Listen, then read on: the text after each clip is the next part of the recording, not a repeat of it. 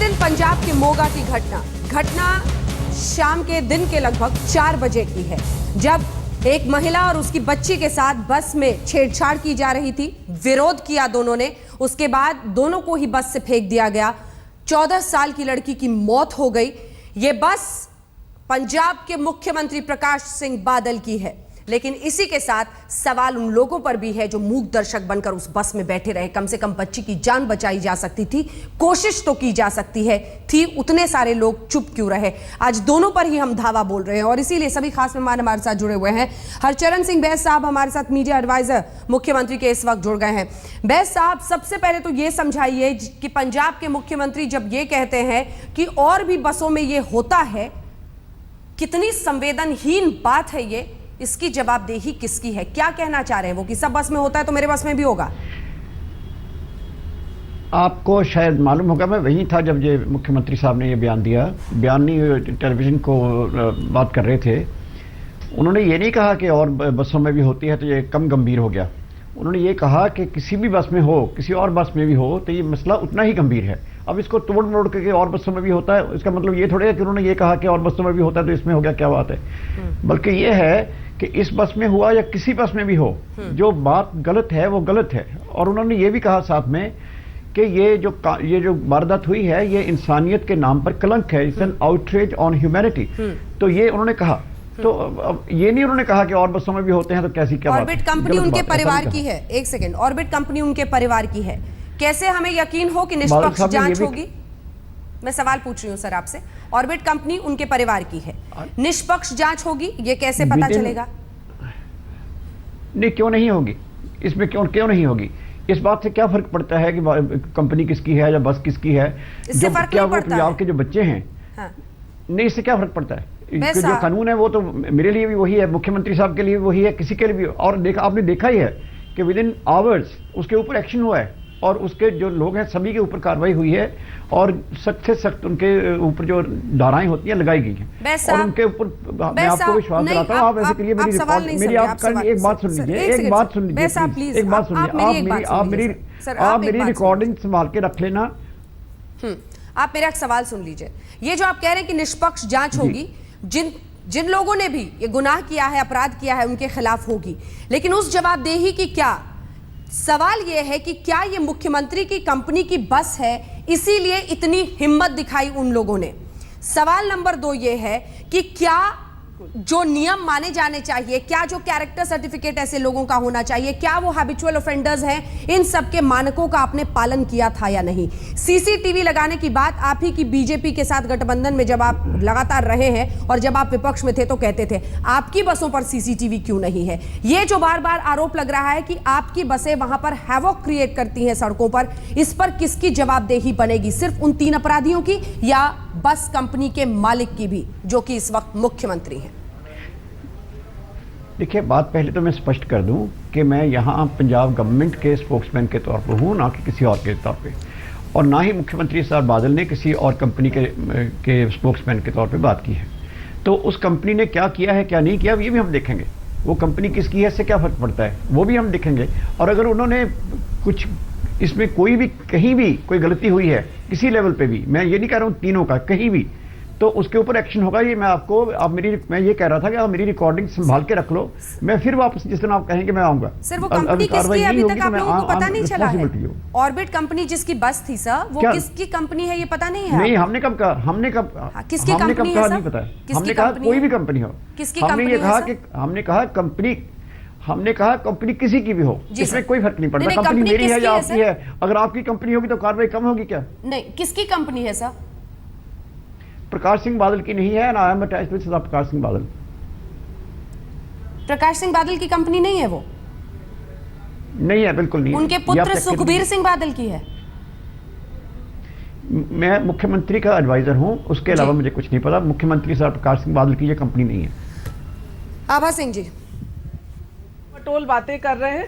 देखिए, इसमें ये एडवाइजर जो है सारी टाल मटोल बातें कर रहे हैं। पिता को पुत्र का नहीं मालूम है, पुत्र को उनके बेटे का नहीं मालूम है। ये साफ साफ जब पेपर्स टीवी पे दिखाए जा चुके हैं कि बादल की फैमिली की ही वो है, तो बिल्कुल रिस्पॉन्सिबिलिटी बनती है। वो कंडक्टर जो था बेखौफ होके छेड़ रहा था, इसलिए क्योंकि उसको मालूम था कि वो उस प्रदेश के सीएम की परिवार की ट्रांसपोर्ट कंपनी है। नहीं तो इतने कड़क कानून के बाद भी अगर वो बेखौफ है तो आपकी शेयर इनडायरेक्टली है। और अगर आप उबर कंपनी की लाइसेंस कैंसिल कर सकते हैं तो ट्रांसपोर्ट कंपनी की लाइसेंस क्यों नहीं कैंसिल की गई? सिर्फ कंडक्टर और ड्राइवर की सफाई से काम नहीं चलता, क्योंकि कानून के बाद भी इस तरह से 14 साल की लड़की जान बचाने के लिए कूदती है कि फेंक दिया जाता है। इसमें जो है बिल्कुल जवाबदारी बनती है। आज पंजाब में इतना ड्रग्स बढ़ गया है, क्यों? क्योंकि पॉलिटिकल पेट्रोनेज है। और ये जितना क्राइम बढ़ रहा है ये पुलिस और पॉलिटिकल पेट्रोनेज की वजह से बढ़ रहा है। इसलिए सीएम और उनके परिवार की जवाबदारी बनती है। किरण बेदी जी।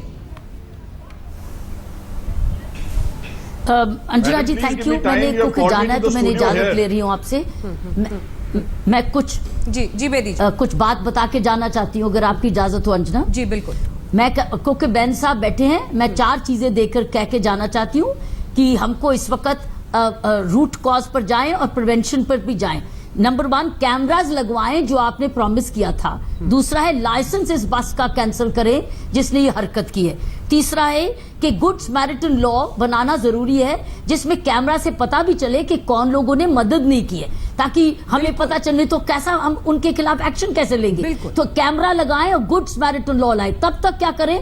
तब तक डिकॉय के साथ टाइम टू टाइम डिकॉय लगाएं और देखें हरकत में कि क्या होता है बस में। सो डिकॉय करना बड़ा जरूरी है, जिसमें हमको एक आदत भी पड़े नागरिकता की और लोगों को भी पता होने पता नहीं जेन्युइन है कि नहीं है, इसको मदद करें। और जिन्होंने मदद नहीं की उस वक्त उनको पकड़ें कि आपने उस वक्त मदद नहीं की, तो असली हरकत में कैसे मदद करेंगे। मैं ये 4 बातें कह के जाना चाहती हूँ। जी बहुत बहुत शुक्रिया आपका, बहुत बहुत शुक्रिया आपका किरण बेदी जी। इस बीच शहना एनसी जी, एक बार मैं आपके पास आना चाहती हूँ। निर्भया के रेपिस्ट को फांसी दें। बिल्कुल, मैं अभी तक मैं आ रही हूँ सर, आपके पास आऊंगी। ये क्या कर रहे हैं पंजाब में? एक सेकंड में आ रही हूँ सर आपके पास, थोड़ा सा सब्र रखिए, मैं आपके पास लौटूंगी। शहना एनसी जी, इससे पहले भी निर्भया कांड के वक्त पिछली सरकार ने भी हजारों हजार करोड़ दिए, इस्तेमाल तक नहीं हुआ। निर्भया सेंटर्स बनने थे, वो भी नहीं हुआ। 2014 में भी अलग फंड किया गया है। कोई रोड मैप ही नहीं है कि इस पैसे को कैसे खर्च करना है। सीसीटीवी कैमरास लगने हैं बसों में, कहीं पर भी नहीं है। आप दिल्ली की तमाम बसों पर चले जाइए। फिर मतलब आखिर किस चीज का इंतजार कर रहे हैं हम? और घटनाएं हो इसका इंतजार, सड़कों पर लोग उतरे और कैंडल मार्च करें इसका इंतजार, या फिर आपकी करने की कुछ नियत ही नहीं है? आप बिल्कुल सही बोल रहे हैं अंजना जी। पिछले सरकार ने जो 1000 करोड़ का ऐलान किया, उन्होंने कोई इस्तेमाल ही नहीं किया और कहीं इम्प्लीमेंट भी नहीं किया।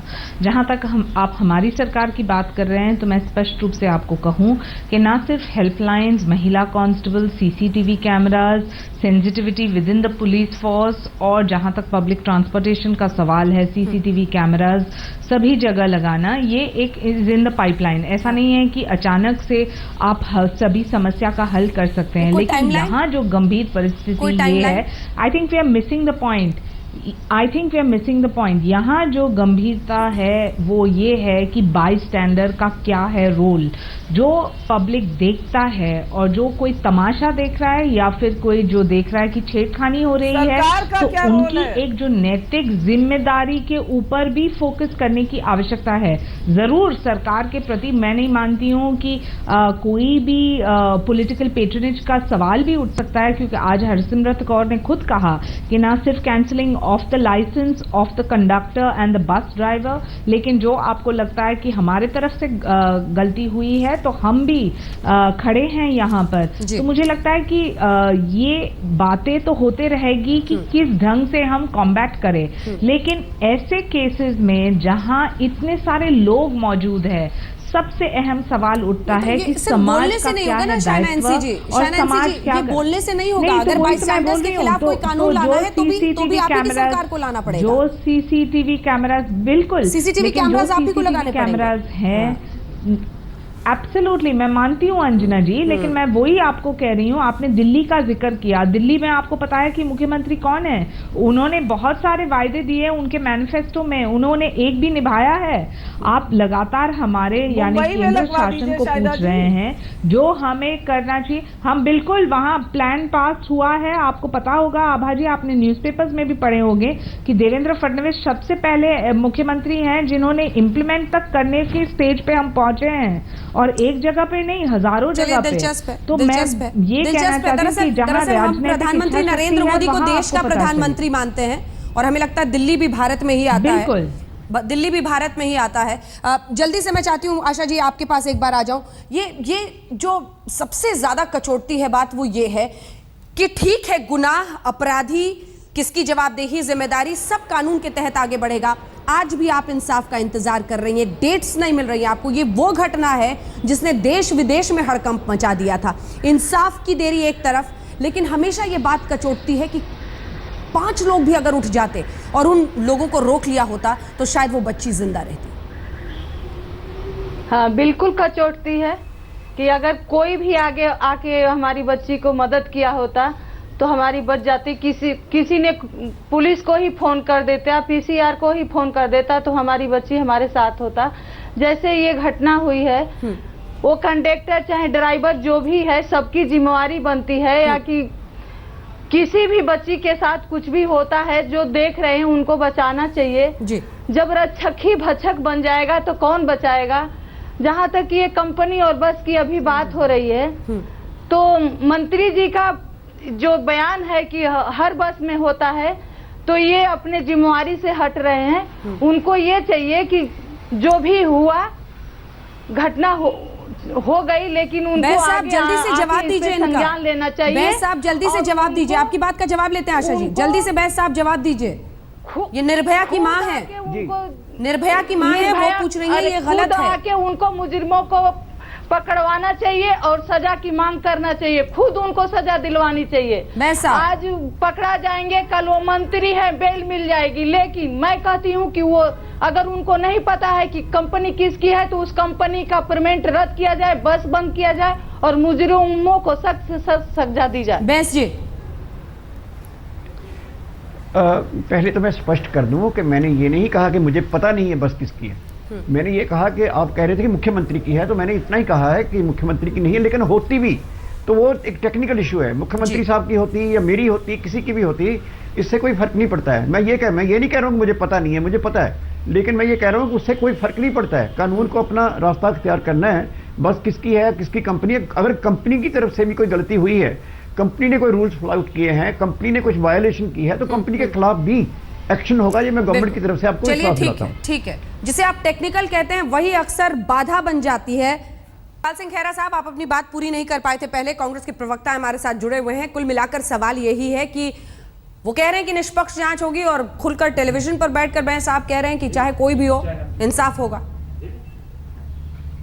देखिए ऐसा है, पहले मेरे को एक बात अपनी पूरी कंप्लीट करने दे, 1 मिनट टाइम दे दें आप। आपने बुलाया, 45 मिनट से मैं चुप बैठा हूं यहां पर। बात यह है कि बैंस साहब झूठ बोल रहे हैं। ना सिर्फ सुखबीर बादल की ये कंपनी है ऑर्बिट, लेकिन एक दर्जन ट्रांसपोर्ट की कंपनीज हैं। 80% प्राइवेट ऑपरेटर्स ट्रांसपोर्ट जो ट्रेड है वो बादल परिवार का है।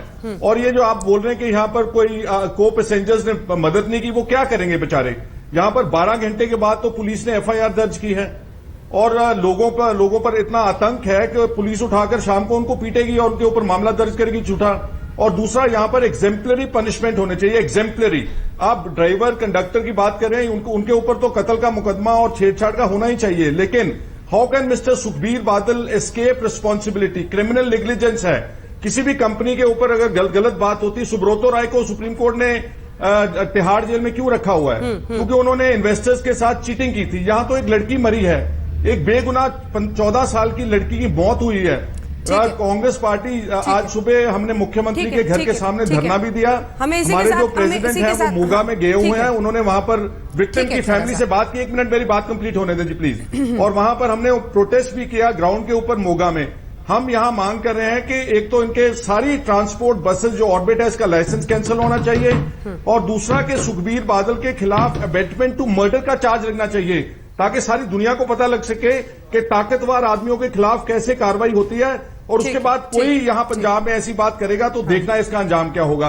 और पैसेंजर्स में भी ठीक है, मुझे इसी के साथ इस बहस का अंत करना पड़ेगा, लेकिन यह भी महत्वपूर्ण है कि खैरा साहब कांग्रेस पार्टी क्या करती है, उस बच्ची की कितनी चिंता है। लेकिन हाँ, अगर वाकई मुख्यमंत्री प्रकाश सिंह बादल की कुर्सी पर होने की वजह से अगर निष्पक्ष जांच में कहीं परेशानी होती है, या फिर ये मामला सिर्फ इसलिए हुआ है क्योंकि उनकी वो मालिक है उस कंपनी की जिसकी ये बस है, तो जाहिर तौर पर सवाल उन तक पहुंचेंगे।